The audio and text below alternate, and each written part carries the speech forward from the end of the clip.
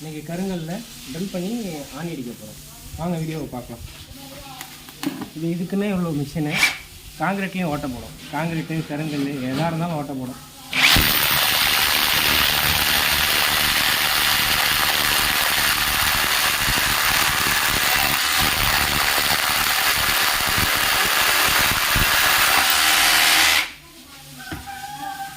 ஓட்ட போட்டாச்சு. அடுத்து ஃபிக்ஸர் வச்சுக்கணும். ஃபிக்ஸர் வச்சுட்டு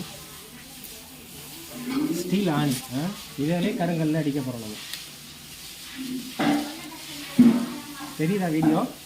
தெரியும்.